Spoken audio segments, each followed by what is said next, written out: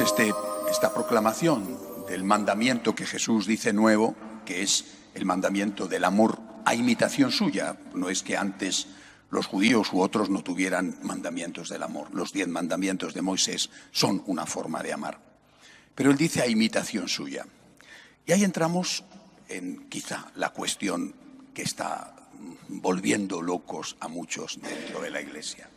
Porque la tesis de lo que ya se llama la nueva Iglesia, una Iglesia que ya no tiene referencia a la palabra de Dios y que ya no tiene referencia a la tradición, la nueva Iglesia, sus punteros son algunos teólogos y obispos alemanes, pero no solamente de allí, la tesis es que con los mandamientos, con los preceptos morales que establece lo que ellos llaman la Iglesia antigua o la Iglesia preconciliar, la Iglesia de toda la vida, con estos mandamientos la Iglesia se queda vacía. Esa es la tesis. Estamos pidiendo mucho en una época en que los hombres son capaces de dar poco. Y lo que tenemos que hacer para que la gente venga o para que la gente no se vaya es pedir menos.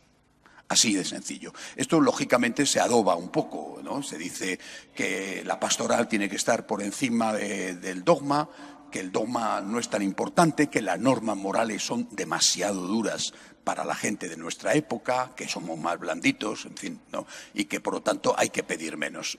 Y el ámbito es muy variado, el ámbito de la rebaja en la moral es muy variado, pero se concentra en un primer momento, no solo, pero ahí en un primer momento se concentra en el campo de la moral sexual. Pide menos.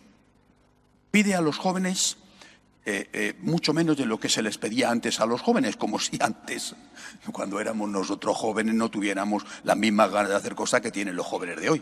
Parece que es que solamente tienen ganas de hacer cosas en el ámbito sexual los de ahora y que los de antes, vamos, ángeles del cielo que ni sentíamos ni padecíamos, ¿ya ves tú? Bueno, pues pide menos y vendrán a la Iglesia, que puedan tener relaciones sexuales con quien quieran y cuando quieran, por ejemplo, esto los jóvenes, que se puedan ir a vivir juntos sin casarse, y que puedan venir a la Iglesia cuando quieran, si es que quieren, y comulgar, por supuesto.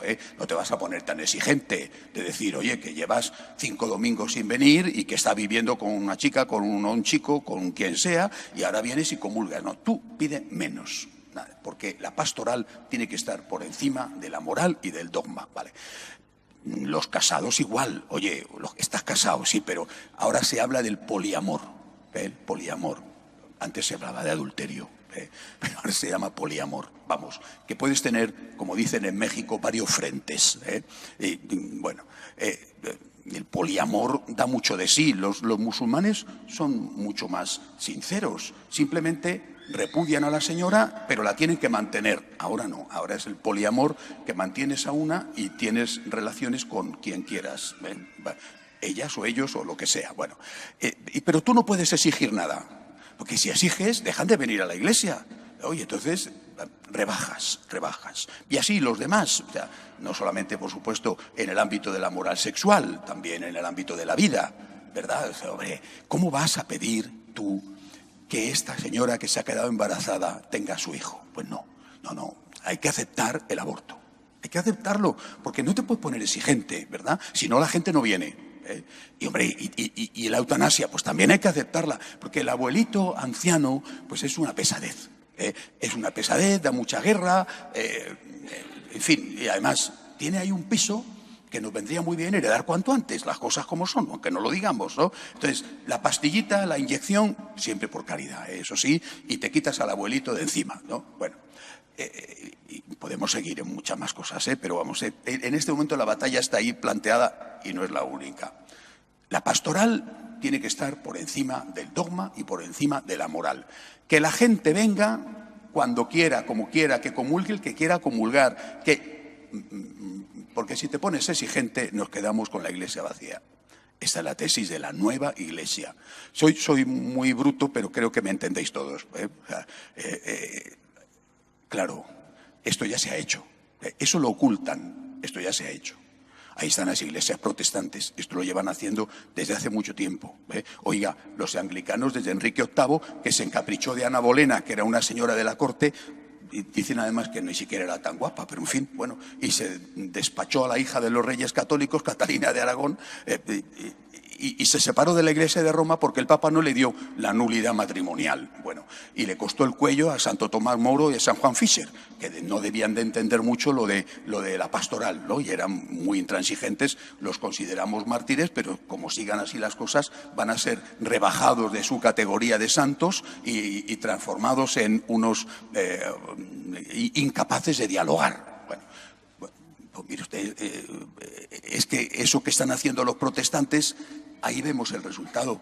Sus iglesias están más vacías que las nuestras. Más aún, aquellas iglesias católicas, por ejemplo, repito, la alemana, la belga, sobre todo, esas iglesias que están aplicando lo de la tolerancia infinita, lo de la bienvenida al poliamor y todas esas cosas, pues mire usted, esas iglesias están vacías y en crisis absoluta. En Alemania se dan de baja de la Iglesia Católica cada año, hay años peores todavía, 160.000. Se dan de baja, se dan de baja porque allí tienen que pagar impuesto religioso. No es como aquí el 0,7. Allí es que pagan un impuesto extra, ¿no? Es decir, cuando el Señor dice que tenemos que amar y que amar como Él, es decir, incluida la cruz, que es un elemento esencial del amor, o dicho de otra forma, el sacrificio, no hacer solo lo que te pida el cuerpo. Cuando el Señor nos dice esto, no nos lo dice para fastidiarnos. Si nos dan normas morales, que eran las de Moisés, 1000 o 1500 años antes, más la suya, la imitación de él, no lo dice para amargarnos la vida, porque sea un aguafiestas, porque sea el enemigo de que la gente lo pase bien. Nos lo dice por nuestro bien, porque solo el amor te hace feliz. Y cuando nos dicen ahora que hay que olvidarse de esto del amor, porque si te pones muy exigente con la gente no viene, y que lo que hay que hacer es permitir el gusto al cuerpo, porque de eso se trata, hablando en claro castellano. Cuando nos dicen ahora esto, y que esto tiene que ser la nueva iglesia, donde la pastoral manda sobre todo, tienen unos juegos de palabras que son para reír si no fuera porque son para llorar. Bueno, cuando nos dicen estas cosas, les decimos, oiga, pero si es que esta iglesia ya es antigua, mire usted, siglo XVI, con Enrique VIII, con Lutero, y están peor que nosotros.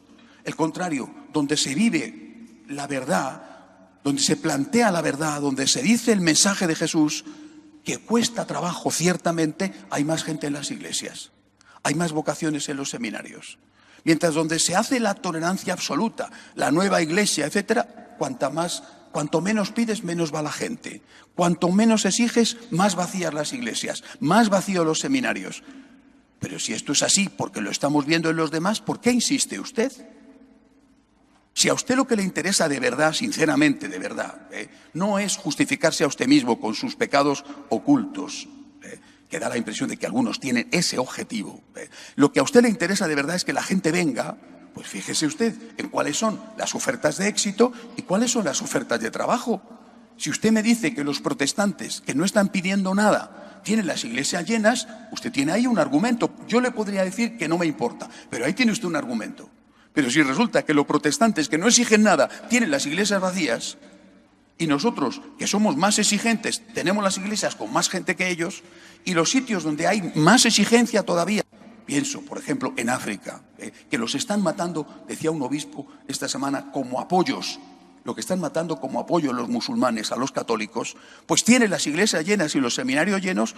Si usted me dice que el objetivo es que la gente venga, pues no podrá ser el camino de la rebaja total lo que tengamos que emprender, salvo que usted lo que pretenda sea otra cosa, o la destrucción de la iglesia, o una iglesia que a usted mismo le justifique lo que usted está haciendo.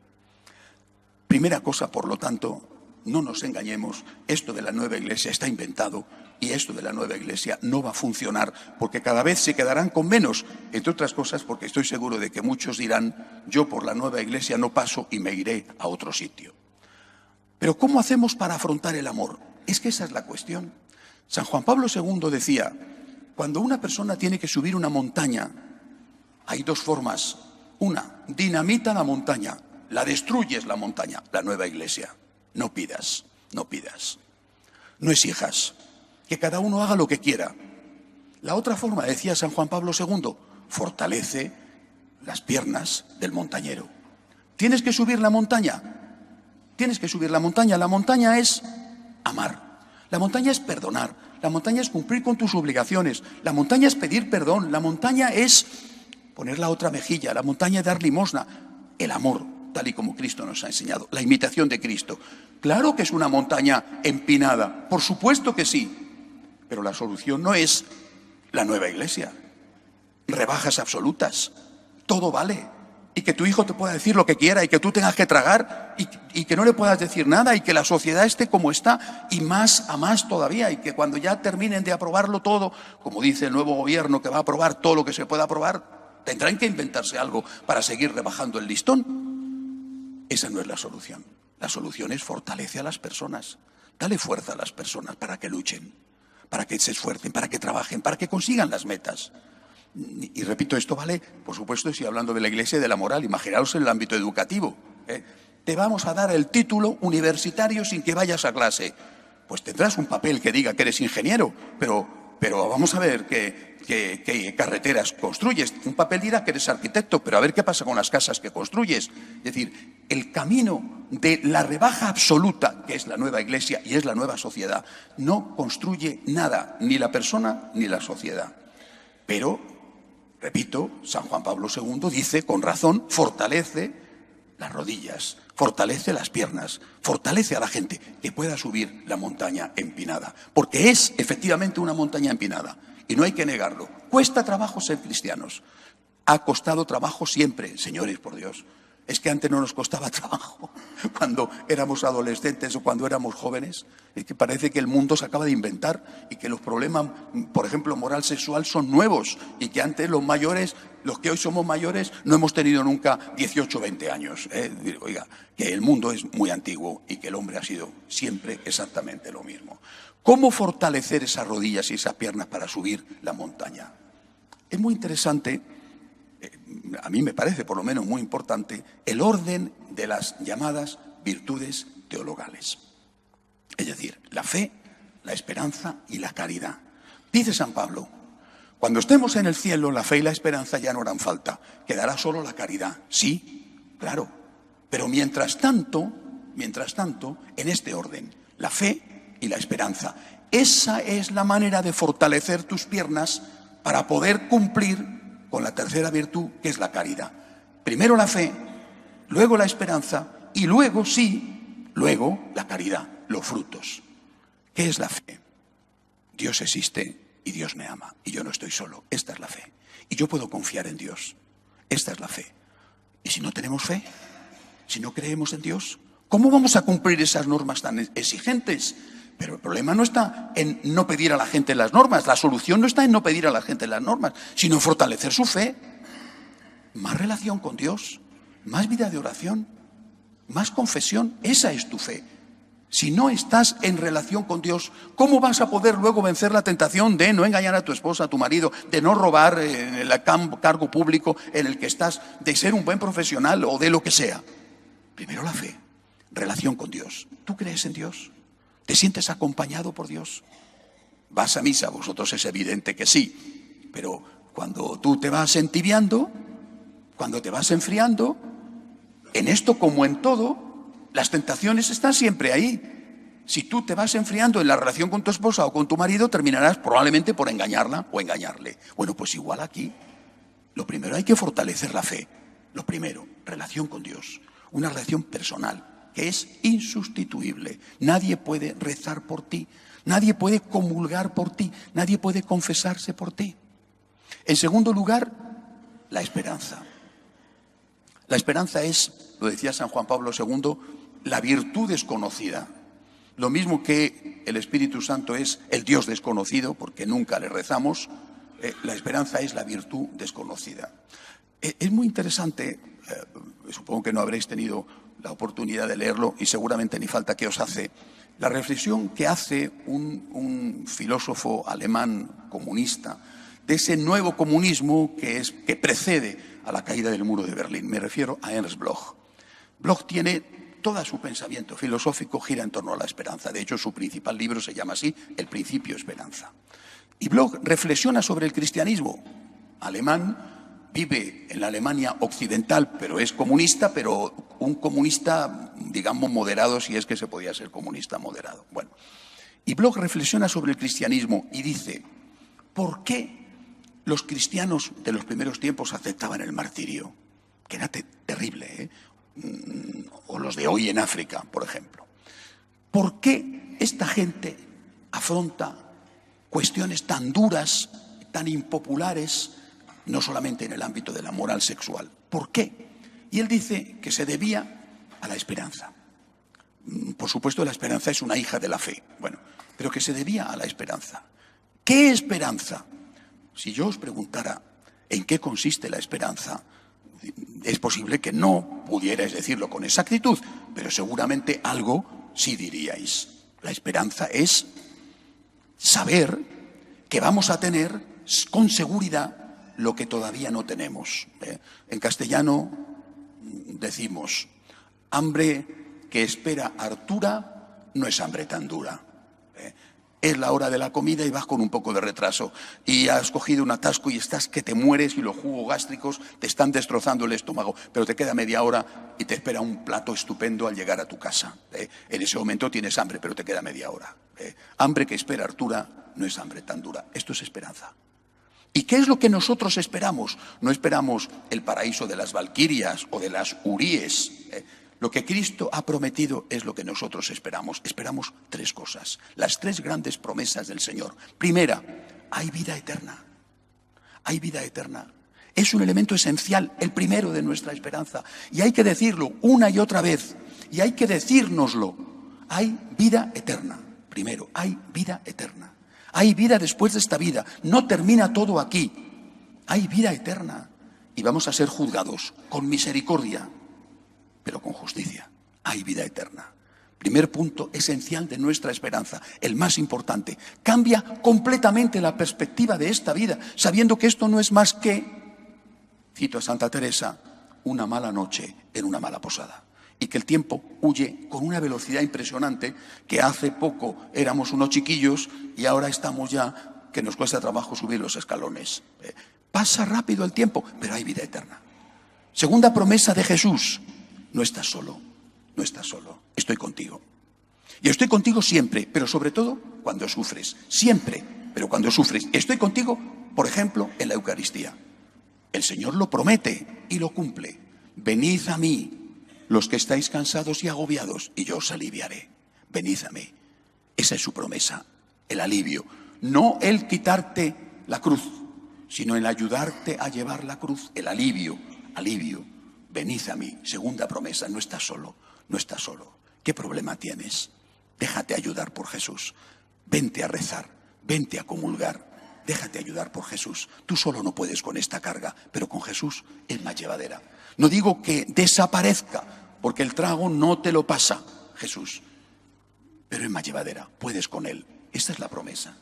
Tercera promesa, la misericordia. Tienes pecados, los tienes. Además, eres reincidente. El carácter, una cosa que arrastras desde la infancia, lo que sea. Tercera promesa. Pase lo que pase, por grave que sea el pecado, en cuanto que pidas perdón, Dios te va a perdonar. En cuanto que te arrepientas, tendrás ahí a Dios con su misericordia, lavando eso, por muy grave que sea, por muy sucio que esté tu traje. Con esto podemos afrontar la tercera virtud, que es la caridad. Yo tengo fe. Y yo tengo esperanza. Tengo fe en que Dios existe. Tengo fe en que Dios me cuida, aunque no entienda sus planes. Y yo tengo esperanza. Hay vida eterna. No estoy solo. Recibo de Dios la ayuda y la fuerza. Recibo la gracia. Y luego Dios siempre me perdona cuando caigo y le pido perdón. Y ahora vamos a dar frutos. La caridad. Ya tengo las piernas formadas. Hay que subir la montaña. Y si caigo, tienes una mano ahí que te dice levántate y vuelve a subir. No habrás bajado hasta la base de la montaña, has retrocedido 20 metros. Levántate y vuelve a subir porque tenemos que subir la montaña. La nueva iglesia te dice, haz lo que te dé la gana. Y Jesús te dice, haz el bien y no estás solo.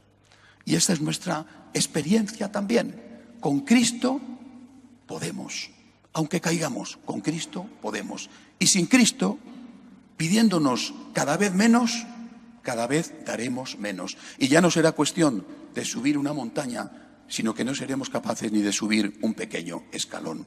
Que Dios nos ayude. De pie.